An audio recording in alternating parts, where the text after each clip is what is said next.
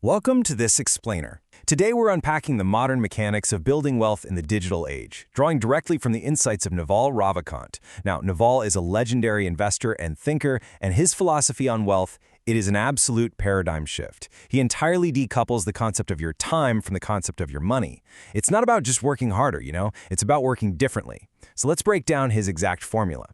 Let's dive right in and shift our mindset from the get-go. Making money is not just about luck. And it's definitely not just about hard work. It's actually a distinct skill that literally anyone can learn. Think about that for a second. We so often treat wealth like it's some genetic trait or a random stroke of lottery luck. But happiness and wealth, they aren't innate traits we're magically born with. They're skills we can actively develop, practice, and master over time, just like learning a new language or picking up an instrument. Take this bold assertion from Naval. It instantly shatters the whole illusion that wealth is purely random. He argues that if he lost absolutely everything and got dropped on a random street, within a decade he'd be wealthy again. Crazy, right? But why? Well, because wealth creation is a highly structural, learnable formula. It's about knowing exactly what to do and understanding the fundamental mechanics of value. It's knowing who to do it with, finding high-integrity, long-term partners. And it's knowing when to do it by recognizing the right trends. Once you internalize this underlying architecture, the execution, it becomes inevitable. To really grasp this formula, here is our roadmap for today.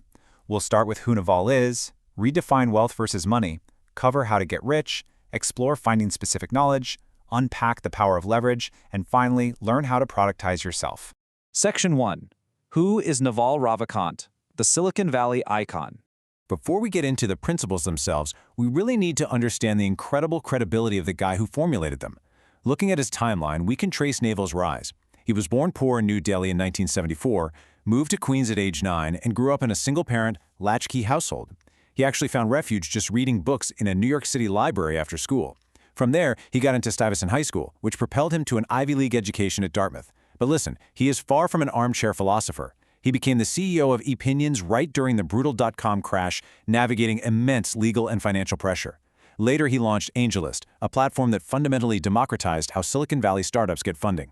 He's personally invested early in massive companies like Uber and Twitter. So he's a self-taught, wildly successful operator who built wealth from absolute zero, using the exact principles we're about to discuss. Section 2. Wealth versus money, a vital paradigm shift. The very first step in our journey requires entirely redefining the basic financial terms we use every single day. To get rich, you literally have to stop chasing money. See, money is just social credits. It's how we transfer time and wealth between people. It's basically an IOU from society for something you did in the past. Wealth, on the other hand, that's the actual thing you want. Wealth is having assets that earn while you sleep. It's the physical factory producing goods around the clock. It's the computer program running at night, serving thousands of customers while you rest. It's investments continuously compounding in value. You have to build wealth, not just stack money. Because if your earning potential is tied directly to the hours you're awake and working, you will never truly be free. Section 3. How to get rich.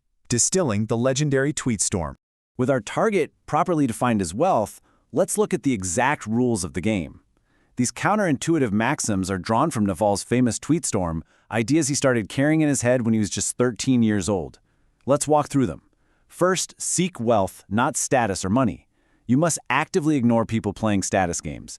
They gain their status merely by attacking the people who are actually playing wealth creation games. Next, and this is absolutely critical, you won't get rich renting out your time. You will never gain financial freedom simply by working 80 hours a week for a fixed salary. To escape this trap, you absolutely must own equity. You need a piece of a business. Without ownership, your upside is always capped. And finally, play long-term iterated games. All the returns in life, whether we're talking wealth, relationships, or knowledge, they all come from compound interest. You want to find a game you can play forever with people you want to work with forever. Section 4. Finding specific knowledge. What cannot be trained. So the really crucial point here is figuring out what exactly you should be doing. And that brings us to the first variable of our wealth equation, specific knowledge. Specific knowledge is knowledge you cannot be trained for. You have to realize that if society can train you to do something through a standard curriculum, it can just as easily train someone else to replace you. If a machine or a cheaper worker can follow the exact same steps you learned in a classroom, your value is inherently limited. You find your specific knowledge not by chasing whatever happens to be a hot major or a trendy career right now, but by looking inward. It's discovered by pursuing your genuine, innate curiosity and your deepest obsessions. Which brings us to a brilliant way to identify it. Building specific knowledge will feel like play to you, but will look like work to others. This is a deeply personal discovery, rooting a high-level economic concept in what feels completely effortless and natural to your everyday reality. Think back to what you were doing as a kid or teenager almost effortlessly, something you didn't even consider a skill. For instance, maybe you spent hours meticulously organizing trading cards or obsessively dissecting how video games were coded just for fun. To your parents, it probably looked like a tedious waste of time, but to you, it felt like pure play. That obsession is the exact seed of your specific knowledge. Specific knowledge can take incredibly unique forms. It could be natural sales skills you honed arguing in the schoolyard. It could be an obsessive personality that allows you to dive deep into complex data sets without ever burning out. A love for reading science fiction might seem useless on a resume, but it could actually make you an incredible visionary founder or a highly successful tech investor because you naturally anticipate future trends. I mean, even a knack for gossiping could translate into making you an amazing investigative journalist or a corporate talent scout. It's this weird combination of your unique DNA and your upbringing. As Naval points out, nobody else can compete with you on being you. When you lean fully into your specific knowledge, you completely eliminate the competition. Section 5. The Power of Leverage, the Force Multiplier. Naval uses this ancient wisdom from Archimedes to remind us of a fundamental physical and economic truth. Creating massive fortunes requires massive leverage. You see, specific knowledge alone isn't quite enough. It really just points you in the right direction. To truly impact the world at scale, you need leverage to act as a massive force multiplier for your judgment. Naval defines judgment as knowing the long-term consequences of your actions. When you have highly developed specific knowledge, your judgment is exceptionally sharp. Leverage is what takes that sharp judgment and applies it to millions of people instead of just a handful.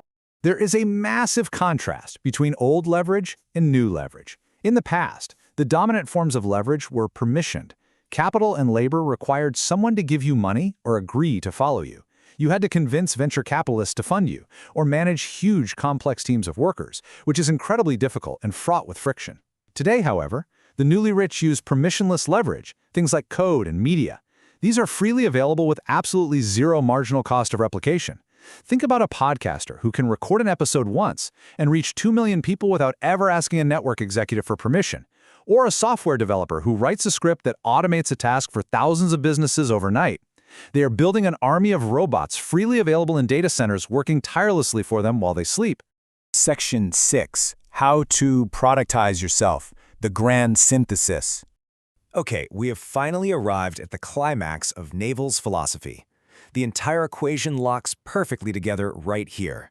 The phrase productize yourself is the ultimate reveal. It acts as an incredibly handy two-word mnemonic for everything we've just unpacked. Let's break down exactly what these two words demand of you if you want to generate real wealth. Your self encapsulates your authenticity. It demands that you project your absolute uniqueness and apply the specific knowledge that only you possess. Crucially, it also means embracing accountability. You have to be willing to take real business risks under your own name. Why is this so vital? Well, because society rewards those who take the fall. If things go wrong, you bear the brunt of it, sure. But if things go right, taking full accountability ensures you capture the infinite upside. It signals ultimate trust, and society will reward that trust with responsibility, equity, and leverage. Meanwhile, the word productize represents the execution. It means taking that deep uniqueness and scaling it infinitely.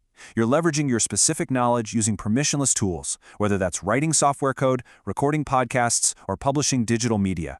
This is where the real magic happens. Through productizing, a single human being working from a laptop in their living room can achieve the economic output of 1,000 workers from a century ago. You are literally packaging your unique judgment into a product that can be consumed by the masses without ever requiring your physical presence. So, the path is remarkably clear. By following these logical steps over a decade, identifying what feels like play to you, taking strict accountability under your own name, and applying permissionless leverage like code or media to scale it, you are positioning yourself perfectly.